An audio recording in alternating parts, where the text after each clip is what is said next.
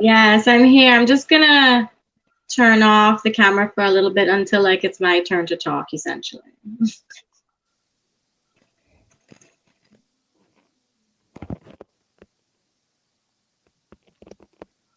Oh, come on. It's on? Can you guys hear me? Yes, we Yeah, certainly can. We can Yes. hear you. We can hear you. Okay, yeah. Okay, good. So I was just Oh, saying that come I will on. keep off my camera until I Right. need to like speak. Right. That's Good evening, ladies and gentlemen, and welcome to another edition of The Trending Mind. This is Trending Mind number 16, and we have what will be a very interesting program this evening. When we get back, we'll introduce our guest to you. Please stay tuned. This is The Trending Mind.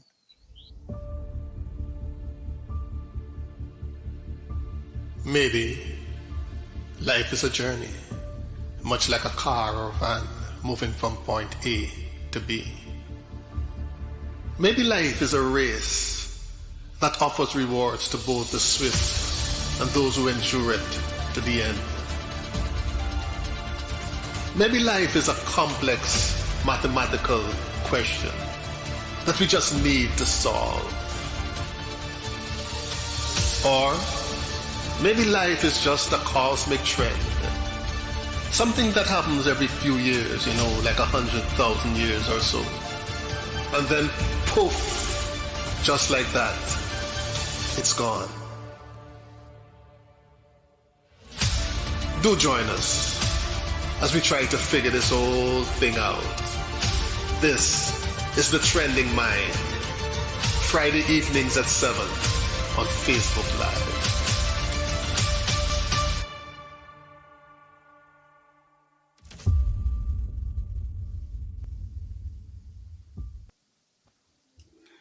Yes, we're here. This is The Trending Mind, and welcome aboard. I am Andy Gordon. With me is a regular member of The Trending Mind panel, Compton, and we have two special guests who are going to introduce themselves. Riza, let's start with you, please.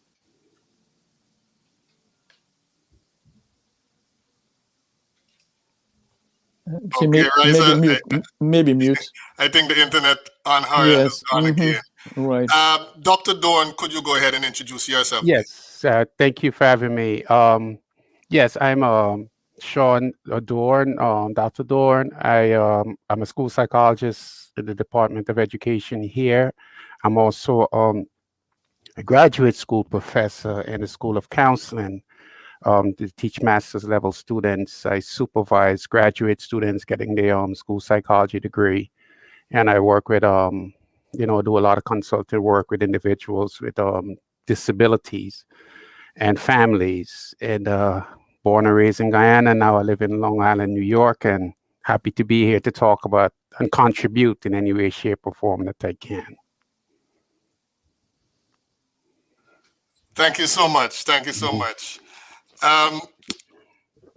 Folks, it seems like Riza is joining us from Guyana. She's a psychologist. She's attached to St. Joseph's Mercy Hospital. Oh, Riza, she's back. So, Riza, you'll tell us about yourself. Yes, I've come closer to the router. Oh, the problems in Guyana. So good evening, everyone. I am Riza Khan. I am a Master's of Science Counseling Psychologist. I have my own practice here in Guyana called Anaira Counseling and Psychological Services. Yes, I'm also attached to St. Joseph's Mercy Hospital, also known as Mercy. I also work with Equal Guyana and the Rainbow Foundation here in Guyana. So I do private practice and I see clients basically on a daily basis here as a therapist. Okay, great. Now, normally on The Trend in Mind, what we do, we start off by exploring a little proverb, something that's, somebody may have said way back. And we kind of look at our own lives now and to see, okay, does this thing really apply? Or does it make sense? Or what sense can we make of it? All right. So we're looking at the proverb, Can you hear me, Riza? Yes, I can hear you. Okay, cool. We're looking at the proverb. It's a Gaelic proverb, and it says, "Be sure to taste your words before you spit them out." All right? Be sure to taste your words before you spit them out. Now, of course, basically it's saying think before you speak. But we want to take it literally this evening, right? And my question is, do you think human beings would have been less inclined to utter and spew harsh and bitter words? Were they able to taste those words or would they have just simply grown accustomed to the bitterness? Riza, you first. Thank you. Ladies first tonight. Lovely. I think, Guyanese have a saying, those who know it, feel it.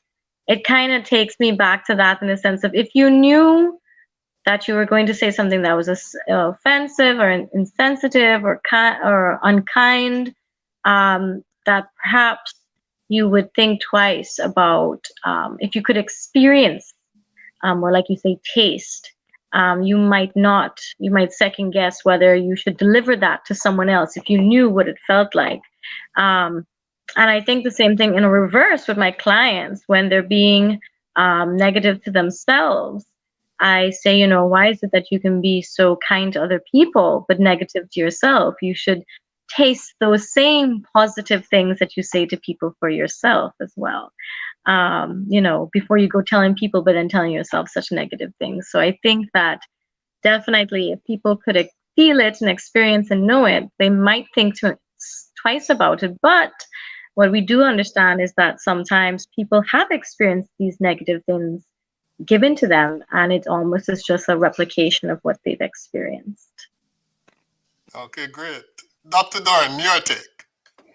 Yeah, I definitely agree with Miss Riza. I mean, I'm calling Miss Can. I'm not too good at pronouncing names. I'm stick with Miss Can.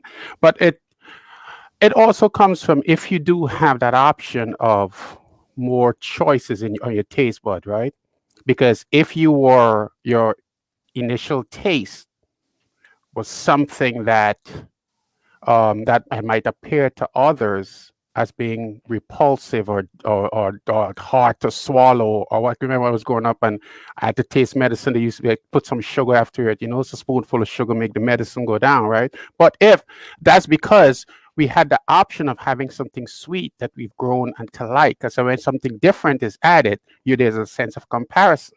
But if you've been socialized from wherever long to think that this is the way, right, to express yourself or to experience things, then as you're just going to replicate those things because you have no other option, right? You have very little comparison too. So and then we also have to remember that as we move through different developmental stages, right, we're exposed to other tastes, right? So now we have the luxury of experience to reflect and be like, right, we shouldn't have done that, man. I shouldn't have said that. When we were growing up, we thought that when we experienced going to the Chinese restaurants and seeing kung fu movies and all that, so there's different things that you would respond. You'd be like, oh, you think you're being cool, but now look at what's happening. It make people look back and be like, wait a minute, that wasn't the right thing to do. Right? So it all depends on the taste bud comparison, actually. Right? That's my response for now. Compton, your take. Well, it's sort of a continuation of the discussion where experiences are learned in terms of your parents, your grandparents, and expectation. So the society or the bubble that we live in as young people conditions us to think of a particular way. And until or unless we experience different scenarios, only then we'll be able to do the self-reflection. And even in itself, sometimes self-reflection in himself is persons are not capable of, or would prefer not to do it, not to self-reflect. And that's where the difficulty is in terms of tasting. We won't even know it's different because we don't even there's no self-reflection. So for me, it's more of a growth and involving empathy and understanding of what the other person is going through. So that's my take in terms of the proverb that you're throwing out. Okay, thank you so much, Compton. Off the bat, my question for our two panelists. If I have a cold, I will know I might cough, stuff might be happening in my nostrils. If I have the flu, I would know, I'll feel, my throat area, my neck, I'm warm, and so, I gotta go and take 2 Tylenol or whatever. Question to the two of you, and Dr. Dorn, you can begin. How do I know if I'm mentally ill? Well, that's you kind of putting on weight. You should go to the gym, or because of the physical manifestation, as you're saying, it's easier for individuals to recognize that. But one of the things that I tell my students, it comes to a sense of awareness. Right? Awareness is a very, very key word, and Mr. Compton just indicated that. To know that you have a quote unquote mental illness is oftentimes it has to be contextual, right? It has to be put within a context. But now you become aware, wait a minute, this way of functioning, I'm no longer getting, right, these things that I might have used to get when I acted this way. All right. Something is, or I constantly beginning to start to feel this lack of, I guess, some type of reward, whatever it is that you might feel, because there's got some people like to take advantage. Some people like to do certain things, and they don't really have this level of empathy or this level of awareness that something is maladaptive with that, because they've been getting that reward that they've been seeking, right? Whatever it is. When individuals begin to start now to become aware and say, wait a minute, I can't keep doing the same thing and expect a different result, boy. Something right here, something happening. I don't feel like myself. I'm beginning to start to have this, I feel off balance. So then you begin to start to take a look and see if there's something wrong, right? To move to the space of illness, you want to, because it's what they said, an ounce of prevention is better than tons of cure. You want to make sure you begin to look to see, okay, what is different, right? What experiences I'm having that I'm not, again, getting that satisfaction, that gratification, that reward, whatever it is, good, bad, or indifferent, right? Now you're beginning to start to see, okay, something is off. I don't feel like myself. This has been going on too long. Something feels different. Then that's when that reflection needs to kick in, right? As Mr. Compton said, because now you start to realize, wait a minute, I have some comparison based on how I'm doing, how my history, now something is feeling different. I need to start to explore what that is. Right? And then begin to start to look to, I always say, just pick the closest people around you, people that you can feel like you could be as transparent with, then have that conversation with them, right? And see how they respond to you. And then be willing to say, you notice it too. Maybe it is me. This introspection maybe it is me. Then you start to explore it, because by the time it becomes an illness per se, right, there's going to be a lot of damage, right? That's already been done. So the idea is to begin to start to recognize those steps before you get to the point, and then you bring it to the clinicians like us, and then we're going to then help you, work with you to determine at that juncture if it is an illness per se, or if it's just some type of maladaptive way of functioning that can be corrected through certain actions, right? Okay, thank you so much, Dr. Dorn. Terence, just to clue you in, I was just asking the psychologist on our panel. I was saying if I have a fever or a cold, I can readily recognize the symptoms, by, feeling myself, the cough and etc. So my question was, how would I know if I'm mentally ill? So Dr. Dorn was just answering, and Riza, you could pick it up now, please. Right. Thanks, guys. So Dr. Dorn really kind of broke it down, which is great because a lot of persons often tend to ask, like, how do I know when I should go to a therapist? And we want clients to come in that introspection period.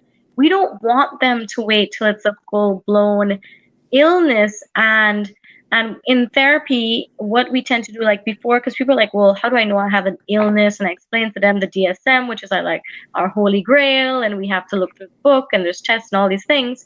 But one of the points that sticks out in the DSM-5 is that it must clinically significantly impact your function, either socially, occupationally, academically, that kind of thing.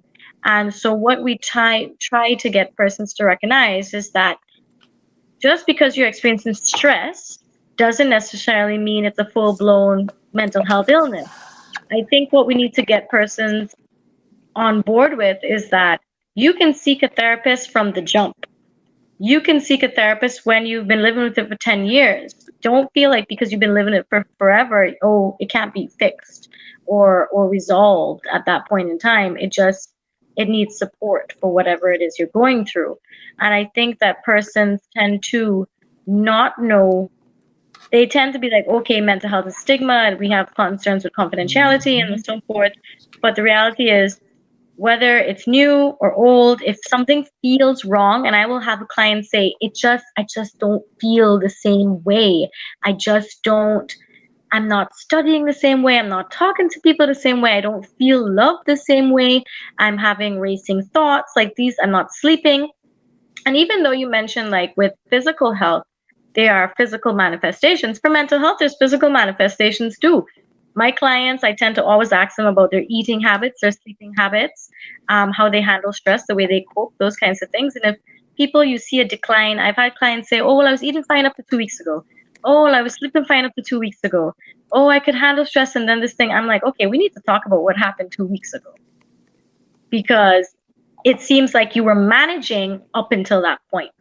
And so I feel like it's important to get people on board with normalizing that mental illness. You don't have to wait till it becomes a full-blown illness. Like people can come for stress. You can come for parental guidance. You can come for anxiety or anxious thinking or racing thoughts. It doesn't have to be. I feel like people tend to both want to put a title and be scared of the title at the same time. Like people are very confident saying, oh, God, I got anxiety or I'm depressed, very casually. But then when you sit with them and you're like, no, I actually think you might be, and we've taken this test and you kind of are, then that's when they have a problem with it. You're like, oh my God, really? I just was making a joke this whole time. And I'm like, you can't, but it's really unkind to joke about mental health because the reality is, yeah, you are experiencing something that's not what you traditionally would be able to manage maybe. And I think a lot of times what people don't recognize is mental health is a lot about management. Any one of us in this chat right now could have mental health issues. And the difference between like myself and say Compton or Andy or Terence or Dr. Dorn is management and support and that kind of thing, which we'll talk more about as the session goes along. Okay, thank you so much, Riza.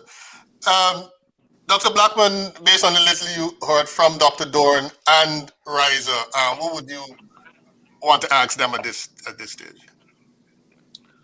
So I would maybe start off by saying, you know, within the sort of Guyanese context, you know, how do they see the sort of, you know, the spread? I mean, you know, there's 750,000 people. You know, what percentage, what number do you think would be, you know, that suffer from some kind of mental health challenge, and, you know, care, and about the quality of care, and, you know, ways in which we can, you know, improve the quality of care. I mean, that would be a kind of macro level starting place, and then perhaps ways in which, you know, I mean, I know just on our own, you know, we know sort of growing up, the kind of stigma that has always been attached to, you know, I heard Ms. Khan say a moment about, you know, I'd like, you know, she said, she said from the jump, if you can get to you can seek a therapist from the jump. But I think, you know, we know in our Guyana that, you know, maybe we're not going to do that. And are there, you know, ways in which, you know, we can make that threshold sufficiently low so that people can act. But so first, just a kind of broad structure, like, you know, how is it in the population, you know, rural, urban, you know, men, women, poor, not so poor, you know, what are the contours of the mental health conversation in the Guyanese context? Right. So I'm guessing, Terrence, you're talking about me, because I think, Dr. Doran, you're in the States. Yeah, you practice in the States. Yeah, Dr. Dorn practices in Yeah, so I was Dr. Dorn directing it may to, more have to talk about the Caribbean American community. yeah, I was directing it more to the Guyanese. Right. Okay. Just making Yes. sure. So what I have seen, so I've been practicing Guyana now a few years. I was practicing I had my internship in Barbados. So I've seen kind of how at least those two countries interpret mental health. And I know that in Trinidad, I had colleagues who said, oh, well, the market is saturated. Their words, and multiple Trinidadians have told me, saturated with mental health specialists. And I'm like, wow, I would love for us to get to a point where we're saturated. I feel saturated right now. You know, me personally, I have like a waiting list, you know, for crying out loud. But like, in terms of, let's look at percentile. Now, I cannot say, like, don't quote me on this stat, but let's look at the statistics. Like, we don't have enough data on like the percentage of Guyanese. However, what we do know is World Health Organization says that for every, I think, 100,000, there's supposed to be 70 psychologists or something like that. Or, you know, of course, those are outrageous numbers, but okay, let's say for every 700,000, there is 10 psychologists. I can only name you 7 psychologists right now. Yeah. 7, right? So the single digit 7.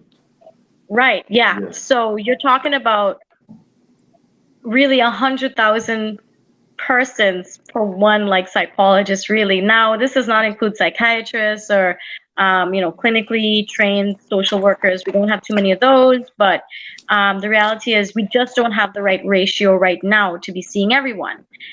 So just based off of that benchmark, we're not meeting the benchmark, first of all.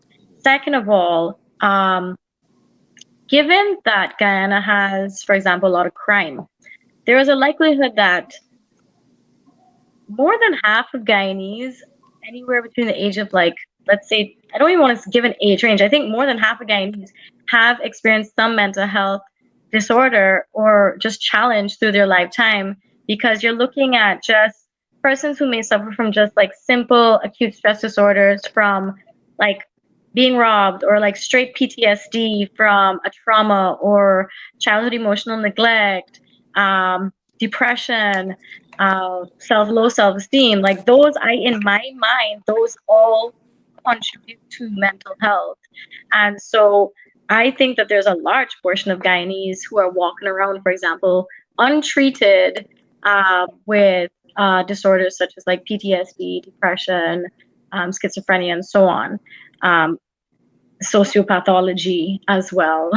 So we have issues. Now, when you ask about whether it's like rural or urban, Urban, in terms of most of the psychologists I mentioned are in region 4. Some of us get out to other regions to try and do some work. We do workshops, we do training. We try to do there used to be a program in 2010, I believe, called the Gatekeepers. And so what the Ministry of Health at that time had went out and tried to train community members to just have at least awareness, peer counseling, and so on, so that because we don't have even a clinical social worker in every clinic, any region 5, 6, 7, and so on out of Georgetown, we try to get the community on the same level of understanding. Hey, like if your child is doing this, or your neighbor's doing this, or this social issue is happening in your community, these are the responses, or these are the expected effects. Can I ask you a follow-up? Sure. In terms of schools, what's the the prevalence of this kind of infrastructure in the schools, like in the high schools, for example? My understanding is that the Ministry of Education has trained over the past decade, like guidance counselors, but guidance counselors, I don't believe, have certain skills to get into deeper rooted issues. It may be just something as simple as peer counseling, guidance counseling, literally like vocational counseling, which of course is still important because these youth still need support to figure out, their identities and their goals and wishes and moving forward. But there really is not enough, because I've heard there's guidance counselors and they'll be doing like 3 to 6 schools. And so you have like one person going once a week to a school, and there's only 5 days a week for school, and you have 5 other schools to attend to as well that same week. So I think that for me, when you ask about that macro level, because I did social work as well, that macro level involvement, we have to look at training back the gatekeepers. We need to train more persons for guidance counselors, clinical social workers. In Belize in the 80s, there was one psychiatrist, Dr. Cayetano, who was very well known between the UN and the World Health Organization. She was the only psychiatrist in Belize for like 2 decades.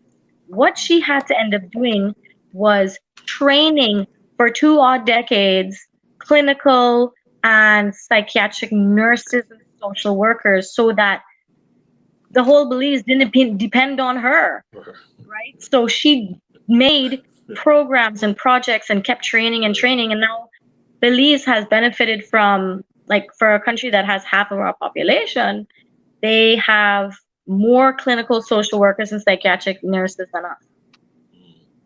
And that's because she took it upon herself to do that, right? And so we need to make it across the board to continually keep training and advancing the people who are working in the helping field in Guyana.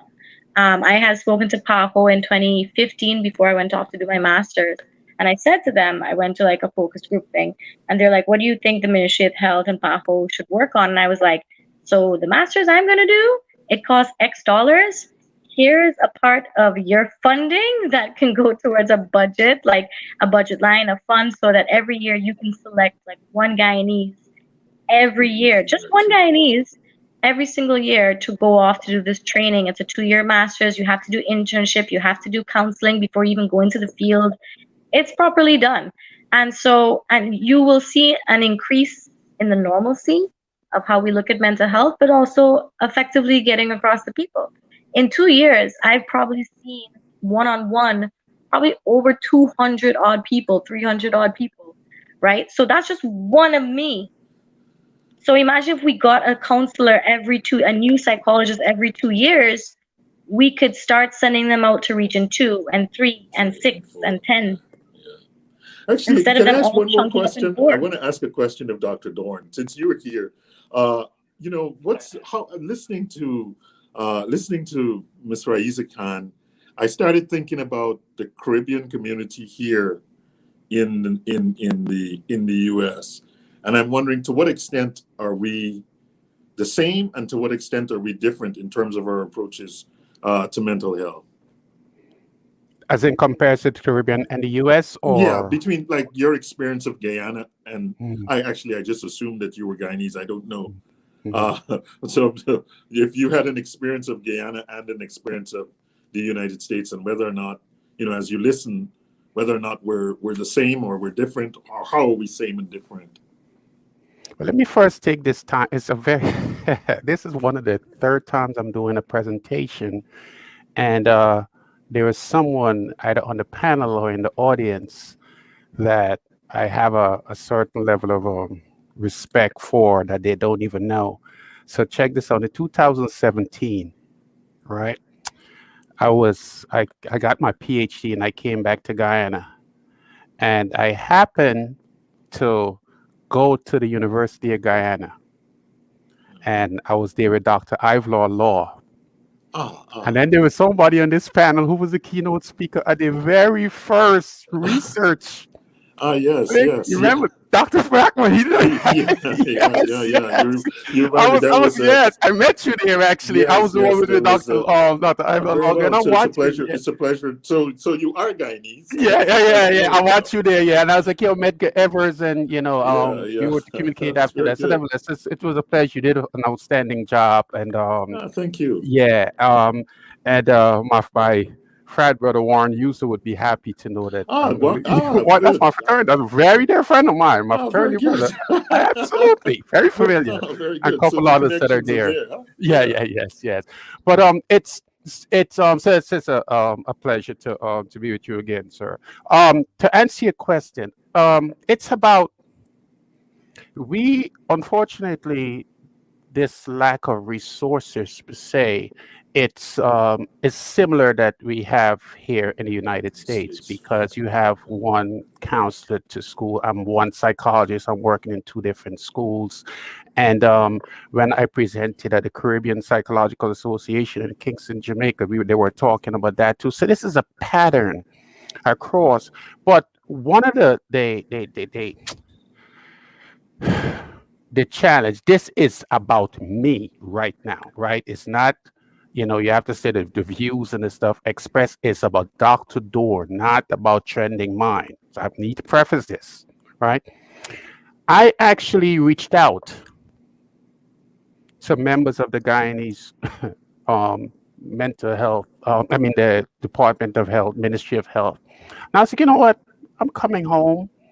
Got this degree and I want to do some work. I want to do some chat. All you guys have to do is prepare me with the space, and I'm going to make sure I take care of everything. And I was told, we don't have uses for your services at this time. Even though I've done a presentation there with Dr. Harry from Georgetown, Guyana, right, in the Georgetown Hospital. So this rejection of a free service to help train individuals, I'm like, you don't have uses for my PhD level work. Are you kidding me? When I already did some stuff there, whatever the case is like. So I am not, because I guess at that juncture, the stakeholders, if stakeholders do not see things as a need, right, that individuals can benefit from, right? Because you remember stakeholders, they share policies, they share practices. And if they do not see this as a need per se, then of course, you're not going to get the buy-in. So, and of course, there have to be some type of, there's this commercial they have in the U.S. that says, like Visiting Nurses Association, your mom have this, now what, right? I'm the now what type of person. We're discussing all this. We know there's a need for the mental health support. We know also prevention is better than cure. We know all of these things. But if you don't have a buy-in per se, right, you're going to have these barriers. So when you speak in Scan, I can connect to that on so many levels, right? I teach graduate school guidance counselor students, and I tell them about that unfortunately, the skills that you're developing, you might be using a smaller percentage of that, because if the stakeholder, the policy, the gatekeeper, these individuals do not see the benefit of your work, right? The value of your service, then it's going to be an obstacle. So now and then we as clinicians, we also have to know that when you open that wound, right, you have to know how to skillfully close it. So you just can't somebody walk into your office and say, yo, I'm depressed, and thing. You say, oh, shucks, you're depressed. All right, you know what? Okay, let me talk for a little bit and then go home and then pray and then think everything is right. Now what? Or if you, before, and coming back to Mr. Gordon's question initially about recognizing the mental illness, sometimes in the conversation is when that awareness tends to happen. That's when the diagnostic thing that Miss Can mentioned actually come out. So now here it is. This person might be telling you they have blah blah blah blah blah, and then you say, you know what? Based on the information you told me, and when I look up with the DSM, you meet the criteria for depression or for this, and that person now gets this information and becomes so anxiety provoking. You know, the idea, now I know, not everybody can manage the now I know. So now here it is, you put this thing in this person's head, this person for diagnosis, and you put them back out there. Now what? Now what? So the issue has to come back to, yes, irrespective of where we are people who have been people who will continue to be people until they're no longer people. And along this peoplehood, they're going to do things based on their experiences. Because if I was doing this and I was getting away with it, and now you're going to tell me that it's a mental illness and I've been getting away with it like a child, a spoiled child. You know, you spoiled by you disgust you by the age, but I've been getting away with this. Yeah. So now I'm in a different context. Now you're going to tell me it's a mental health issue. It's a problem, and I've been getting away with this. Okay, so now that you've defined it and diagnosed it, now what you going to help me do with this?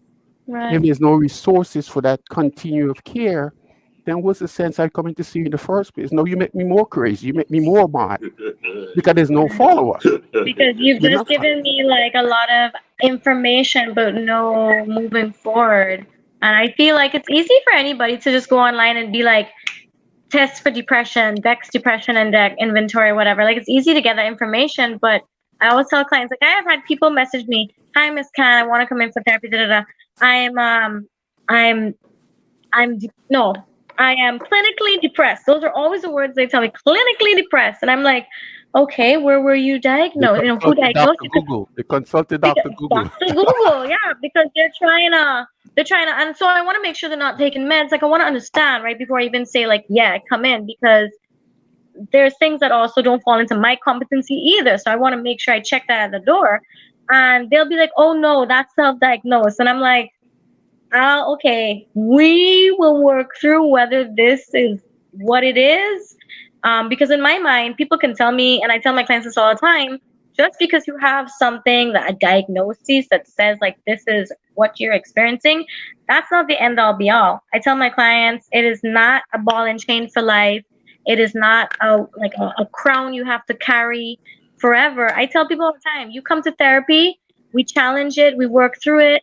And then, you know what? We check you back in like 6 to 12 months. You probably may have come down a level in the scale of your depression. And that's because it was treated. And people have asked me, can it be cured? Can it be fixed? I said, if we're talking about cured and fixed, is that you never experience anger or stress or sadness again, then no. Because you're human. You're going to experience those basic emotions. Will you want to kill yourself again? If we worked hard enough, hopefully not. But life happens. You can deal with the clients, all the triggers you think that they have at that point in time. But, and I tell my clients this all the time, we can't plan for every trigger. We can do a trigger list. We can do an anxiety list. We can do an anger list. We can't assume that in 10 years, you're not going to be experiencing something else, another trauma, and you're not going to be triggered by something new. right? So it's also about giving them tools so they can manage it when they've left us. Yeah, and Okay, if I may thank add you. to that, I'm sorry, if I may add to Yeah, that, you can go ahead. yeah, just a bit, yes, and again, and in the kind of pre-huddle that I did with Mr. Gordon earlier, I said, you know what, the one thing that, and I'm glad Miss Ken is going through all the clinical, the checklists and all that stuff, because I like to look at a lot more the functionality, right? Yes, you can have challenges, but your ability to function in society is what makes it more important, right? And one of the things that a lot of individuals struggle with, it's the thoughts and feelings about things. And the one thing we have to get people to understand is that, listen, man, your thoughts and feelings are not necessarily good or bad. They are yours. Is what you do with them, right? There are times when I should speak a little low because my sons are upstairs, but there are times when I'm like, oh my goodness, Sean, they got my name, Sean and Travis. Sean, Travis, stop. Sean, don't do this. Sean. Then I'm like, man, if you just fell and just bump your head a little bit, but don't bleed too much. You can learn, right? I think that way. But then it's me. I used to do the same thing, right? I think that way, right? But I really want it to happen. But then I can't say, oh my God, I'm such a bad father. I'm thinking, no, something we have our thoughts and feelings. And what people need to understand, you are going to have triggers, right? If you move from that attempt of suicide by then having support from this guy, and then the next time you have a similar trigger, he's like, are you able to just do less of the step that led to the attempt? Then that's progress. Right. But the idea of thinking about it, I thought about killing myself. And I just like, and he's like, but then, are you crazy? What do you think about? Are you crazy? What do you think about killing yourself? But then I actually thought about, this suicide is a permanent solution to a temporary problem. If I were to leave, blah, blah, blah. Then once you begin to start to get people into that understanding that your thoughts and your feelings are there, but what you do after with it, right, becomes more important, then there's a lot of things you can stop getting for the mental way, whether before it becomes an illness per se, right? When I talk about that prevention, you want to understand people are people, right? You have been you. I have been me longer than having a PhD, and I'm still me plus a PhD. Since I get a PhD, I don't stop being me, right? The little moderation thing that I use, I know how to use it more in moderation. But I'm still me, right? And then guess what? Let's just say we have a part 2 of this next week. Guess what? I have a week of growth.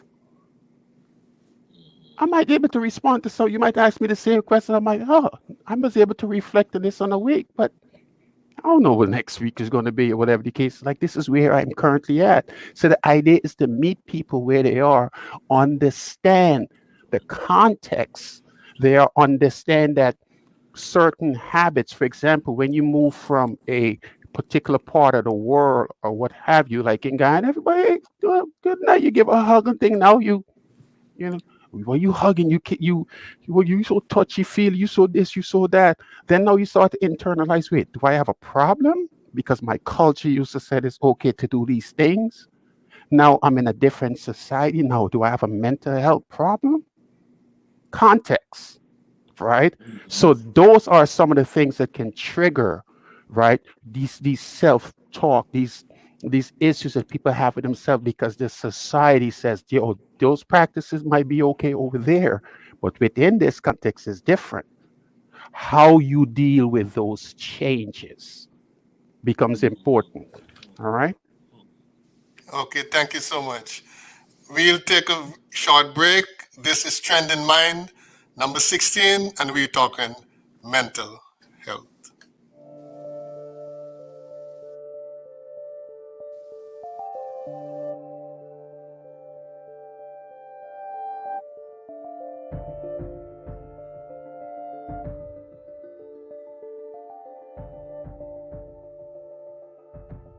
For a country with such high income per capita, the services for people with disabilities are quite limited. What we have in Trinidad and Tobago is a large number of people that in other countries may be on disability, but here are entering into the workforce.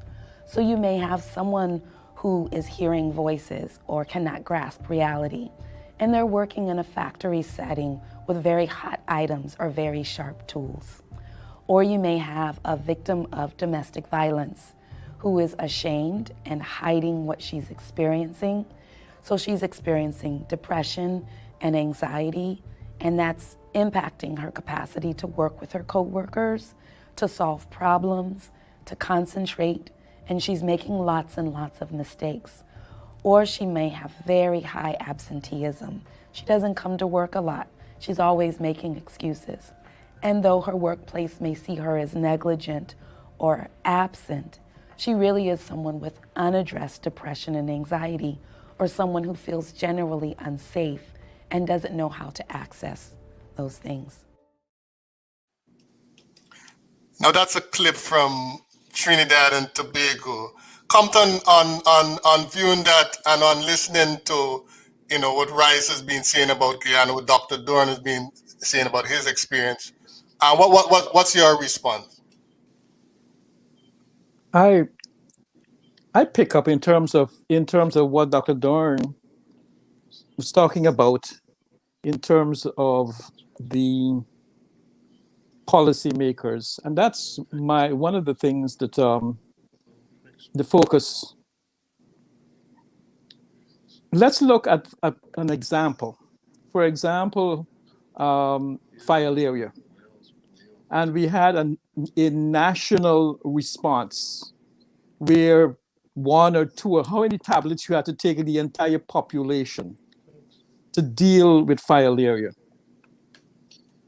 So why can't we have the same push for mental health? That is my concern in terms of the emphasis, and also maybe more so the recognition that there's a problem. Because if you don't recognize it, it means you will not even be able to try. There will be no solution. It will all be bubbling up there without no recognition. So those are the two things: the focus and recognition that we do have a problem, and what do we do about it at a societal level. I mean, Dr. Dorn and Risa was very good in terms of the individual. My concern is society as a whole, in terms of dealing with the mental health issues that we have, either at a community level, at a regional level, and countrywide. Okay, Riza, did you hear all of Compton? Yeah, Okay. I think I caught most of what Compton. I think what he was doing was comparing the filaria campaign and the energy and the push that was put behind it, and comparing it and questioning, you know, why can't mental health have a similar energy and encouragement and program? Yes. Right? Is that accurate? Yeah. Right. So do you want to address, you know, how do we go about really motivating and moving and sensitizing the population? It's very, very challenging. I think it has to be multifaceted. So I think, like, to answer Compton's question first, I think just as a simple, I try not to be black and white, but a simple reason why the filaria, for example, campaign could work versus like a mental health initiative of that nature is that, going back to that, resources. Even you can send volunteers out to administer the filaria. There's not enough of us to go out and just knock on every door like and say, hey, like, we're mental health psychologists, this is what we do. You know, you should come out to our campaign, or you should come out to our walk, or you should come out to our office. I just don't think it's like physically impossible to do that. But I do hear, and I have also felt similarly about like other campaigns, because I remember in 2015, before I did my master's, there was everything about Zika, and Zika prevention. And we didn't even have like that many cases of Zika in comparison to like suicides we had that year. And I remember this is before I started doing my lives on my YouTube channel and stuff. I said, you know, what? I get it. I get the importance of Zika, but like, we are not talking about mental health the same way we're talking about Zika. So I definitely hear, I feel like what Compton is comparing, because I get it. I've had those same thoughts about other conditions. I think that however it was executed with the filaria was just take these tablets, send it all out. You don't need specialized persons to execute this campaign. And that way everyone is cleared from getting filaria. Now, you still should do certain measures to make sure that you don't contract it before you get the medication, but it's not that simple when it comes to mental health. We can't just go out and say, hey, take this pill and you'll never be stressed again, or hey, take this pill and you'll never have suicide ideation again, right? We can't just dose up the whole Guyana. I wish it was that simple, but it's not. And so it has to be Not the multifaceted. Matrix, right? It's not the Matrix. Take one of these. Blue or red, right? No, it's not. Good point, you know?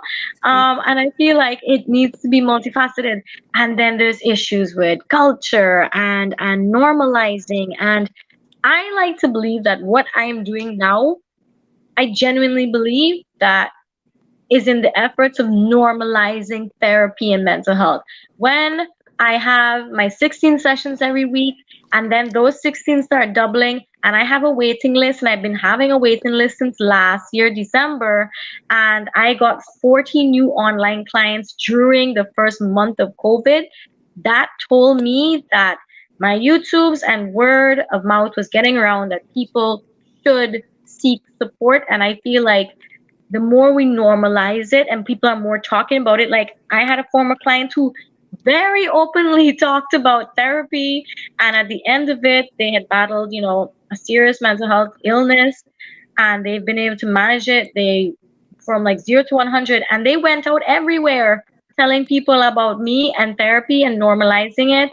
And they went from struggling to like thriving. They even did their own talk where they got to be on the panel with me, and they said that this was like the proudest moment of their life, where they went from needing therapy to being on the same panel with their therapist, you know. And I think that the more we talk about how normal it is, that is a really good starting point. And you know, Guyanese love for talk, you know, we love for gaff, you know, word of mouth is everything. I can definitely say that I know that former client sent at least 30 people to me in the last like 2 years. Personally, I know it. Because they'll come and say, Andy Gordon sent me. And I'll be like, okay. Thank you. You know, so I think a lot of it has to do with getting it normalized. And that really starts in the communities, it starts in the schools. Like, I think like why don't we have subjects for mental health? I've been to a school where we did like peace studies. And I didn't understand why other schools weren't doing conflict mediation, peace studies, anger management. Like, those should be credited. You should have to get like a percentage of your grade every year for those kind of electives, right? So I feel like it needs to be across the board. Mental health, even in workplaces, HR needs to be trained, personnel needs to be trained. I have seen personnel, people have no clue what to do with someone when they're having a panic attack in public service. You know, that's a very interesting area you actually went there to, Terence and Compton. You'll agree with me, because we some weeks back we were talking about subjects that, you know, that we should include in the curricula at the secondary school level. So it's very interesting that, you know, you actually went there. Dr. Blackman, what's your take? No, I think I actually I made a note when she said that. I said, you know, that was not something that we, as I could recall our discussion, right, you know, thought that it was important. But I think, you know, this is the benefit of having a larger, more inclusive conversation. When you do, you Right. you recognize that there are many things that you miss, and so I think this is one of those areas. We did have some discussion in this regard, but certainly I think that's a very obvious. I mean, given some of the mental health challenges Yeah. that And just pervade, violence, yes, I think you that's know, in our definitely schools. Like, why are we not doing proper conflict mediation, something. conflict resolution, anger management, And bullying? Like, there's so many subjects that we could easily, like, all we need is one teacher who's trained in a lot of these subjects, like maybe someone who's a psychologist who did their at least degree in psychology at minimum, maybe is also an educator, and teaches these things on a curriculum, and you have to attend. and brings everyone know, in. Yeah. And, No, and you get it to be interesting, so they want to attend, not mandate them. yeah. No, it's absolutely what you've just articulated is absolutely a very important thing. I mean, I think we, both you and Dr. Dorn have sort of made clear in a sense how important it is for our mind to be right, and how problematic it is when our mind is not right. And I noted someone raised the question of culture. I mean, we come from a culture where this business of even remotely having a thought that your mind might not be right is a problem. So we say it. You just say the boy run off. Something wrong with you, yeah, the busing going, the busing getting all the way to the school, so on. And if you come in or you go in. We got a whole, if you listen to our language, you see we have a whole series of idioms for this kind of thing. And so we learn very early to, to hide, to take, to minimize the ways in which people might perceive us as being odd, or even to question, whether or not this might be something we should be thinking about. So, it's a very, very. I actually did make a note. It's interesting that you said it.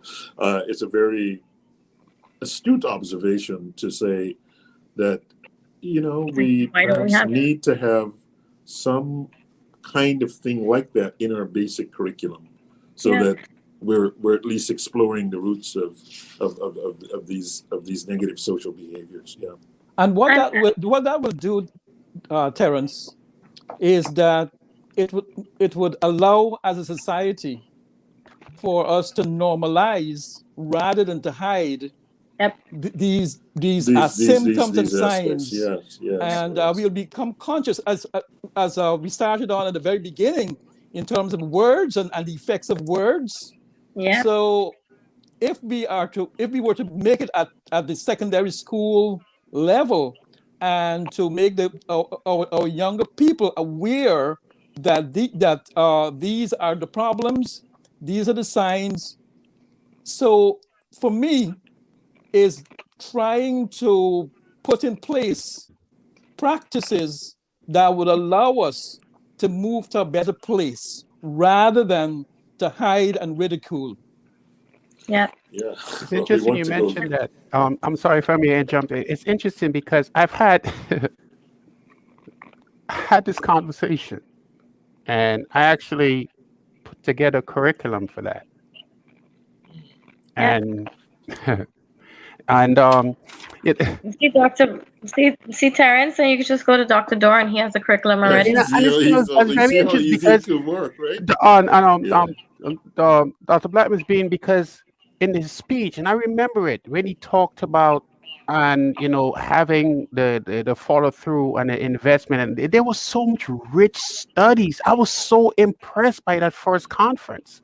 It was so impressed. And then he talked about, listen, there's a need for us to continue to follow through and kind of build from the ground up, instilling a sense of hope. And then one of the things, think of Dr. Blackman as a mathematician. I literally had a conversation with a friend of mine, I think yesterday or 2 days ago, where she's stressing out because I'm not a math person. I'm not a this, I'm not a that. And these phobias, because math is like one that truly pass or fail, either pass or you fail, right? So, and then most of it, right? This thought, this fear of that, right? Then it manifests in other ways. So think of Dr. Blackman being that, not being a quote unquote psychologist, but being a phobia addresser in the area of math by saying to someone, listen, maybe there are many different approaches to math, right? Let me assist you because a lot of it is this fear, and those things then gets built upon anxiety, and because you have to address it from the ground up. And the idea of normalizing certain things is just, listen, you're not going to be great at anything. The idea, like I always say with me personally, when I transition to the Pearly Gate, I'm just trying to make sure I get a passing grade. If I get a C to end up in the Pearly, I'm good. So if I get a couple of F's here and there, I'm gonna be like, all right, let me get a couple of A over there because I just want my GPA to pass. I'm not trying to be perfect in this life because I understand I'm still a person. I understand I still got limitations, right? Another way to normalize things is to say to people, mental health, you mean Matt? Sometimes say, listen, we try to make you either irie or not irie, right? We're not asking for you to have perfect mental health. There's no such thing. Just be more irie than not irie, right? And let's bring this balance. Let's get you a C. Be in the irie, C can pass, right? One of my favorite people, my colleagues, like, yo, well, I love my leg, but come Lent, he gives it because he has a certain discipline, right? He's able to irie function through the day because he's able to do what needs to be done. Then when he has certain time, we would sit and have conversations, and then it's all right, here's my suggestion, blah, blah, blah, blah, blah, blah, cause something, right?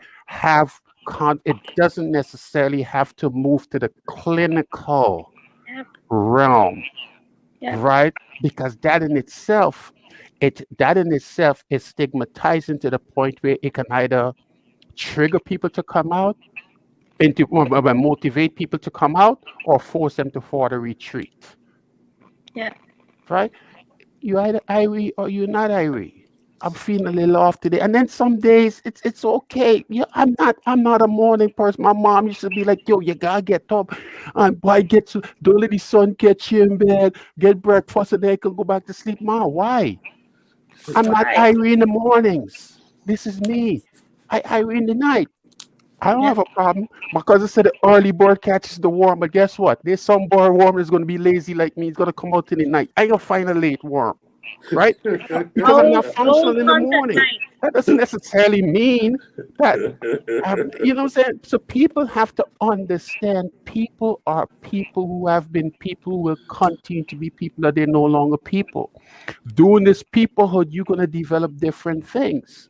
And you will respond to things based on your experience. The idea is to meet them where they are, put it within context, let them realize, all right, you're in a C-ish range, B plus, right? Maybe like a C minus. Let's get you to B minus in this life so you can continue to do what you need to do. I love the take on your terms, Dr. Dorn. Oh yeah, the irony. I wish I had math. I still math. The math. All right. Yeah. We're gonna close off with the question that I wanted to ask from the very beginning, but it's been such a fruitful and eye-opening discussion. I didn't need to pause it, and I guess we're gonna have to continue this discussion next week, but. The question we posed out there, Riza and Dr. Dorn, is: Do men and women respond differently? In your experience, do men and women respond differently to stress, to crises? What's your take? Starting with Riza. Ladies first, or age before? Froze. You okay? Oh, she's gone. All right. Hello. Dr. Dorn, I think Riza's gone. Dr. Dorn, you could take that until Riza comes back. Well, the one thing that I'm mindful of, it's the whole the gender uh, traditional, because it's when most of these supposedly diagnoses and classifications are put in place, right? Men tend to do it, and we tend to kind of determine what's normal or abnormal. So I like to stay away from that aspect of it, because you run into that area of, well, you can't get a woman to run, think how women is emotional and men is more and then you end up and then you miss, right, what the information is telling you. I've never been a woman. I don't even know how my brother could deal with stress different than me, because I'm not my brother. I can just tell you that I do believe, however, that it's about getting to the space where you can get individuals to tap into what's happening with them, right? Having them communicate, because I think my dad physically, if he can, if we have to lift weights and all that stuff, I think my dad can outdo my mom 10 times. But if you really want to know how strong my mom is, it's like the whole concept of a tea bag in hot water, right? My mom could juggle so many different things when they were alive. So now what's the context of how you respond to stress? When my dad's like, all right, I'm just bringing this money, you handle all those things, right? Exactly. So who's functioning better, right? Exactly. Who is responding to it differently, right? The idea is context. What does it mean? And how are we socialized into thinking, and Ms. Can give this point, and that's one of my favorite lines, that every man thinks his burden is heavy as, but he who feels it knows it. Not because you might see one person responding to a situation in one particular way and another one is doing it, you automatically assume He's one is better off. quote unquote doing better than this. So I know I'm not specifically getting into your answer, Mr. Gordon, and it's on purpose. This whole current climate has changed the game, right? That dude who's supposed to go out there and be the breadwinner and doing this thing, I know he's not really working, and now he's imploding, right? And he might turn to different subs or become aggressive or what have you. Then and then the woman then pick up and vice versa, right? Who handles the situation different? I think this kind of conversation requires some type of research to get a sense of, let women and men tell their story as pertain to how they deal with everyday situations and challenges, right? And then we get a sense as pertain to the functionality of it and how we can then assist each person depending on how they categorize themselves or identify, how you work with them to get them to that B plus. If they want to be an A, if they want, that's on them. I'm gonna stick with a B plus, right? Get them to that passing grade and functionality in society, right? And I purposely answered like that because I kind of don't want to get into that aspect of it. Respectfully. That's all right.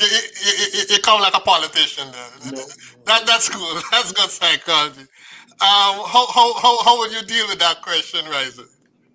I think I am, I guess, less diplomatic to some degree, unlike Dr. Dorr. I think that, yes, research would suggest that, yes, men and women do respond differently to crisis and stress. However, there's multiple factors as to why that happens. There's actually biological reasons why women handle and respond to stress differently from, say, men. And it has to do with things like cortisol and oxytocin and so on. I won't get into all the nitty-gritties, but you can definitely, Google it, do your own little research. But there are actually biological reasons why we do respond to things differently, and it has to do with hormones. Social factors come into play. Even when they say, like, okay, the statistical numbers for if men are in therapy versus women in therapy, I will tell you, if it's 50-50, it's just barely off. It's like 45-55 kind of thing. It's not a huge, like 80% are women coming to therapy and 20 because we assume women are the ones talking. I have lots of guys and a lot of guys approaching for therapy in the last 2 years. And so we kind of have to like break that social context or complex that men are not going to express their stress. And that's why we assume that, oh, well, we know women are stressors, or can be stressed, and they are stressors. They can be stressed because why? Women will come on and be like, oh God, That's baby, funny. don't talk to me today. I ain't able to take the children somewhere. I'm stressing, right? Like we are going to be more expected to be more verbal. But that doesn't mean men are not thinking it. It does not mean that men are not saying it, whether directly or indirectly. And I think as a therapist, what I'm looking for is not what my clients are saying to me, but what they are also not directly saying to me. Because I'm going to call them out. I'm a kind of I have a feeling Dr. Dorm is also like this, where he will call you out, kind of like kind of what do you call Fitz, the theorist Fitz, used to call you out if you sat weird. He would call you out if you were tapping your foot. He would call you out. So I feel like it is our duty sometimes to kind of bring back our clients, kind of give them, yes, I hear that's what you're saying, but I'm also curious about what I'm also hearing, what you're not saying, right? So there are times when we do have to look at what ways in which people are conveying stress. Just because a man is not talking about it directly doesn't mean not demonstrating, or he or she is not demonstrating that they're stressed. And then depending on how they're demonstrating, whether it falls in that social context of appropriate, then people will respond. And what I also heard Dr. Dorn speak about is meeting people where they're at. We definitely agree with that. I definitely agree with that. And he said something earlier when we're talking about suicide. He gave this example where he said, man, how you thinking about suicide? For what? For what? Life fine.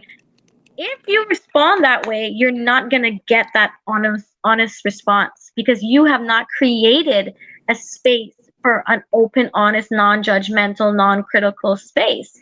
So if it is that we want people to express that they're stressed and to help them manage their stress better, we also have to meet them in an open space and be like, yo, like, what's going on, man? You've been really snappy lately, or like you're not eating, or like you, like, say it's your partner, be like, yo, you tumble up whole night, you did not sleep, right? And having those conversations and calling them out, not in a confronting way, but in a, obviously, as you would say, confronting in a caring manner in therapy, and kind of saying back to them, I'm concerned. And I feel like that's the big ticket in therapy for me, whereby if I can convey to my clients, I care, I'm concerned, and I want to help, and I want to give them a space where they can let me know how I can help, I'm going to give it to them. And I find we get results. We get work if you give people that space to have calm, relaxing, non-judgmental conversations about whether it's stress, societal issues, how men feel, how women feel, etc. Okay, great. I hope our viewers and listeners out there have gotten some insight. Of course, this is the kind of conversation that could go on and on. No. Right, Compton and Terence, you could give us your closing remarks, and then we close out. Compton, starting with you. Of course. I'm listening to Teresa and Dr. Dorn, and for me, always I try to look at the society as a whole, and particularly what was just said by Teresa, where if we can lift our people to recognize that as a group that we have to be tolerant of persons who will be different, as Dr. Dorn was talking all about. So recognizing that we are different, but we're human. And we have to be able to reach that person or persons at their level. So for me, in terms of this mental health discussion this evening, we as a society has got to stigmatize less and empathize more. Okay, great. Dr. Blackman, your closing remarks. Yeah, so this has been a really, really excellent discussion, and I'm glad I was able to make it. You know, there are a couple of things I want to just highlight. You know, I think there's a big place here for us to. Someone raised the question on the Facebook around the cultural dimensions of the mental health. You know, just in terms of, you know, a country like Guyana with a, you know, diverse sort of ethnic population, diverse sort of cultural things. How do we make this sort of something that, you know, has a sort of proper Guyanese flavor to it? And I think that's a really big question and something for us to address in some subsequent place. I really want to reemphasize this question about about the subjects in the schools around mental health. I think it's a very, very important thing. And I wanted to sort of say that when we had this discussion, you know, Renita did talk about psychology and some of the issues there. And so, you know, it's something that this conversation is forcing us to really think again about and to revisit perhaps in some more detail. You know, I like Dr. Dorn's assessment of mental health. I want you to be a little more Irie rather than less Irie. This is a good way to have the feel about it. And I don't think he was, I think Raisa kind of imagined that he was copping out when he kind of didn't address frontally the question of men and women. But I actually think that response is a really nice response, right? Let women and men tell their stories, their individual stories, and then think about how we respond to them on an individual basis. Yes, there are going to be some broad measures in terms of, you know, women will tend to approach a thing this way or men will tend to approach a thing this way. But for the individual health, I think that maybe it's a good idea to really keep that perspective in mind so that, you know, rather than, you know, when I walk into Dr. Dorn's office, he simply sees a black man. He says, sit down and tell me what's going on in your head, and then uses what I communicate as a way for him to make a decision about how to make me more or less Irie and how to guide me to the more Irie path rather than to the less Irie part. So I actually thought, you know, not complete, you know, I think actually thought that was a very good response to and I think I would commend that to us in this context. You know, having said that, I do think, you know, it's not, you know, we're not, you know, it's not rocket science to observe that, you know, women and men are different. I mean, we have 4 men on this program and 1 woman, and anyone who's looking at the program will immediately identify that these 4 people are men and this is a woman, right? So there are, you know, I mean, to Raisa's point, there are evident differences between men and women that are biological in nature, and so one would expect that these things will contribute in some way to the ways in which you know we manage stress. But I actually thought that, you know, Raisa too sort of looked for a kind of, you know, she looked for a way out too, right? Because then she said, well, you know, we have to really think about, so not because a man is not saying too much, that he's not really under pressure, right? And we all know that as men. Sometimes we're under pressure. When we're under pressure, we're just trying to stay calm. And anyone says, how are you doing? I'm doing good.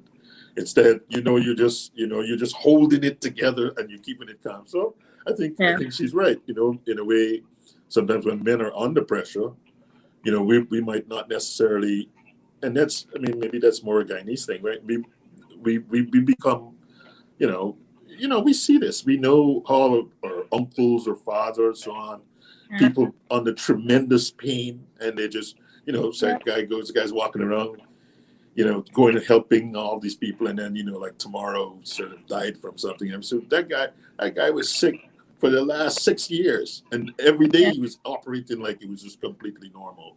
So that's something that we all need to learn how to better manage. And I think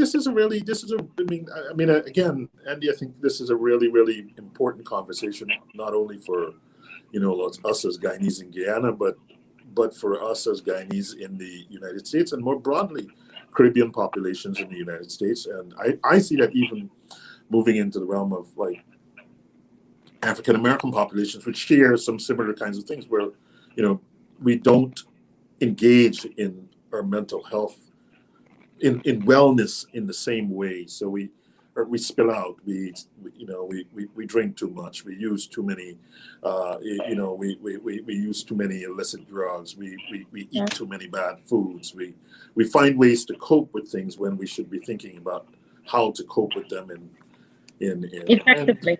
And so I just wanted to thank our colleagues for an education tonight, and to thank you and Compton for educating me. All right, thank you. All right, Dr. Dorn, you and Riza, if we just tell our viewers, about your current practice, what you're doing currently in your field, and then we will close out. I'll take you, Dr. Dorn. Yeah, so primarily I work in the school system, as I said, and so there's oftentimes you run into certain conflicts where if you do private work outside of this in the school system with the same population, you run into so I prefer to currently. I mostly work outside of the school system. I mostly work with people with developmental disabilities, like consulting with those different ages, because that's a population. Special education is my thing. I have a passion for that population, especially parents. Right, I wrote my dissertation in it and all that stuff. So, I like to look at the functionality of individuals as opposed to the diagnostic category. Right, kind of like when Dr. Blackman said, like a black man walking into the office, a guy. I'm not gonna try to over-identify with that individual, because although we might be both Guyanese or what have you, I'm not a mathematician, and he's very rare in that world. So there's some unique challenges that come with that. So I need to listen to his story, right? How does he, right? What is the functionality of what's going on with you? And that's what I try to even when I'm classifying students and what have you, I'm less like to focus on the label. The label then is for the policy and context, but I look more for the functionality of things. This is a person who happens to be blah blah blah, not a blah blah blah person, right? So when I work with these agencies or whatever, I come back to that to remind individuals, especially when those individuals are living in homes, and I say, you realize that you as a worker, you are constantly in this person's space. Do you like somebody else being in your space? Sometimes I don't even want people around me. Like when I saw kids upstairs, I need my space. Now you're constantly in this individual space. You expect them to function the way which you telling them to do. So I look for that human element and encourage people not to forget that part of it. And then so all of that gets carried over even into when I'm teaching in the graduate program. I always remind my students to remember, you are counselors in training, and this is a journey. You are dealing with individuals. Right? You are dealing with individuals. You don't know what those antecedents, so you don't know what's happening, right? Take the time to recognize those challenges and to intervene accordingly. So that's kind of what my whole practice is. My whole thing. I'm eventually going to move in time. I'm trying to set up my own thing, but I need to carve that out. But for now, it's just a school system teaching and work with individuals with developmental disabilities and doing this. Okay, great. Riza, give us a brief on, your practice currently. Right. So bless Dr. Doran's heart, because special ed and special needs is a special person. I am not blessed with those capacities or skills too, and that's not my competency. So I do not work with children with special needs and so on. As far as special needs go with children, I work with like ADHD kind of thing, behavioral changes, parenting, etc. But indeed, I do also agree with Dr. Dorm in terms of I am stronger. I think that it's important for counselors. And the thing is, I'm counseling psychology. I didn't do clinical psychology because I didn't want to just be looking at that person through a lens of a clinician lens. I feel like what I'm hearing Dr. Dorm sound like he has a humanistic theory point of view, as do I. And so we do take the time. And I have a supervisor as well, and from Trinidad. And I said to her, look, I'm going to be honest. I may not diagnose someone for at least 3 sessions. Is that bad? I don't know, but that's just what feels comfortable for me, because I really want to get to know like what is really happening. So, but in terms of my practice, like I mentioned, I'm out of Anira Counseling Psychological Services located in Georgetown. I work with adults primarily. I do work with minors, especially because of COVID. I've been getting an increase in minors because what are the Guyanese parents concerned about? Their grades, their performance. And I'm just like, grades and performance is at least your problem right now. You need to know what I know. And I know a lot. I think I know a lot more than you. And you need to talk with your children. So minors a lot recently. I do work with children, but like I said, mostly it's things like anger management, ADHD, school-related things, maybe trauma. I definitely do work with trauma. When I was in Barbados, I worked with a domestic violence shelter, gender-based violence shelter, trafficking of women. So I do a lot of work with like women and trauma and DV and parenting and a lot of self-development and identity building and childhood emotional neglect and a lot of that stuff. We do get clinical things, but I don't even think we have a clinical psychologist in Guyana, really. So a lot of my colleagues who are counseling psychologists or general MA or MSc psychologists, we take on the clinical within reason. I'd like to believe ethically. I know my boundaries, so yeah. Okay, thank you so much. Thank you so much, Riza and Dr. Dorn. It has been a great evening. It's been a highly informative evening. And I know both in terms of our panel and our viewers, they have a lot of stuff to take away from this. We hope to have you guys back on sometime. And it has been indeed a very great discussion. Thank you. Thank you. Good night. And thank you. And let me say this quickly to you about the growth thing, right? Another reason with the whole not how men handle things. Because look at this. We hear this yourself on, again, 4 men on this talking about mental health from a Guyanese background in 2021. Would that have been the case back then? So you see this evolution? This is what's important. So thank you for doing this. It's important for us to have these conversations and move from those traditional roles and adapt to the changing world. So thank you. Thank you for having me. Okay, Thank you. good night, everyone. Good night. Good night, Dr. Good night. Blackburn. Take care. Good night, Take care. Dr. It's good night, doctor. Maybe life is a journey, much like a car or van moving from point A to B. Maybe life is a race that offers rewards to both the swift and those who endure it to the end. Maybe life is a complex mathematical question that we just need to solve. Or maybe life is just a cosmic trend something that happens every few years, you know, like 100,000 years or so. And then poof, just like that, it's gone. Do join us as we try to figure this whole thing out. This is the Trending Mind.